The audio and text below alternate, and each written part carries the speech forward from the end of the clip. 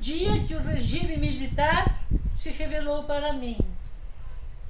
Essa é uma história verídica que aconteceu muitos anos comigo. Bem, em primeiro lugar, preciso dizer como é que eu sou, a maneira que eu pensar.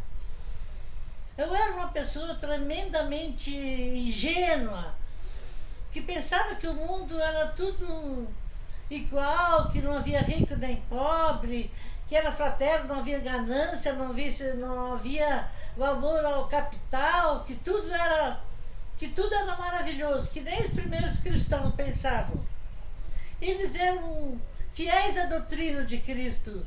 Eles amavam a verdade. Eles viviam tão bem, viviam um bem comum. Tudo era repartido, tudo era uma harmonia. Era um mundo de verdade mesmo, um mundo onde o espírito da verdade permanecia, onde o amor reinava. Assim que eu pensava. Eu fui crescendo pensando assim, fui crescendo e fui pensando. Mas o tempo passou e eu entrei na faculdade, ingressei na Faculdade de Belas Artes, na Escola de Belas Artes. Ali onde eu conheci, onde tive uma professora, professora da História da Arte.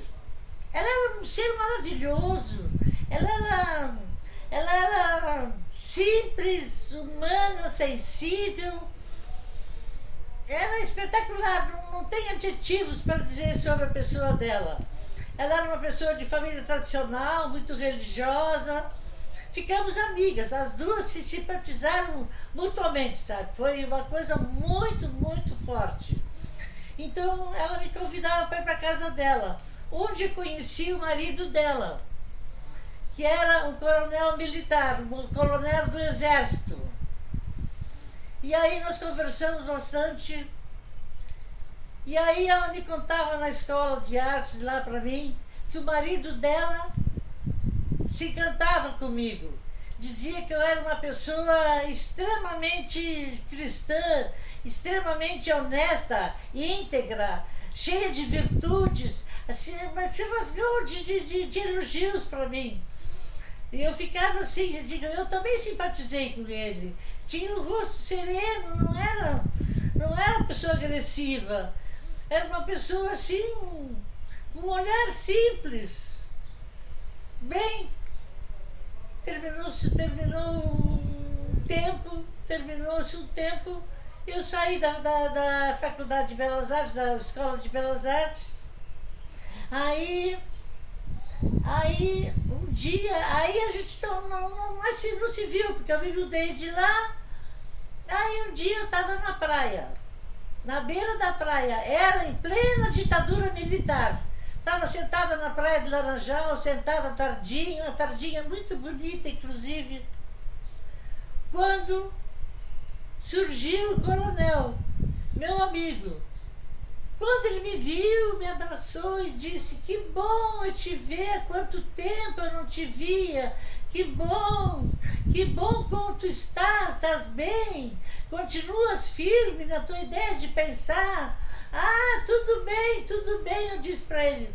Foi quando começamos a falar sobre o mundo, sobre os problemas aqui e ali. Quando de repente começamos a falar sobre política, sobre isso, sobre aquilo, sobre a sociedade atual. Quando eu disse que eu era comunista, meu Deus, vocês não calculam que esse homem, que aconteceu com esse homem. Ele ficou vermelho, no vermelhão, que nem pimentão, subiu o sangue na cabeça dele. E ele ficou com os olhos arregalados, olhando para mim, nervoso. Mas parecia que ia dar uma coisa nele. Eu me assustei. Ele começou a gritar e tremer e fugiu. E saiu correndo. Parecia que estava sendo perseguido por um animal feroz que queria devorá-lo. Eu não sei o que eu imaginei naquela hora. Eu queria sair correndo atrás dele, mas não consegui. Ele subiu numa esquina loucamente. Eu não sei o que aconteceu. Eu fiquei tão impressionada com o jeito dele ficar. E tinha dado uma coisa nele, não é normal. Aquilo que está acontecendo era assustador, assustador. É uma coisa nunca vista. Nunca vi algo igual. Passou-se o tempo. Quando eu estava no centro da minha cidade, na rua de Andrade Neves, encontrei com a esposa dele, minha querida professora. E ela me pegou das mãos e disse: Celi, o que tu disseste pro meu marido aquela noite na praia? Que ele chegou em casa muito nervoso, tremendo, que dizia: Celi, não pode ser. E eu não sabia o que responder, eu fiquei perplexa. Porque depois ela disse que ele se sentiu mal aquela noite. Então ela ficou em silêncio. Alguma coisa estranha no ar. Eu fiquei até perturbada, não sabia o que eu estava pensando. Eu fiquei com medo, imaginando: meu Deus, o que eu fiz, o que aconteceu? Eu não me lembro de mais nada, só sei que ela se subiu, nós se afastamos. Eu saí com um complexo de culpa tão grande que aquele martelou na minha cabeça. Será que eu fiz algum mal para esse homem? Será que eu matei esse homem? Meu Deus, o que eu fiz? Meu Deus! Mil imaginações, mil pensamentos ficou. Aquele complexo de culpa não saía mais de mim. Aí eu comecei a pensar: o que esse pessoal do exército pensa da palavra comunista? Será que eles pensam que é o comunista stalinista? Por quê? Por quê que toda pessoa de esquerda para eles é comunista stalinista? Olhem bem, que coisa triste.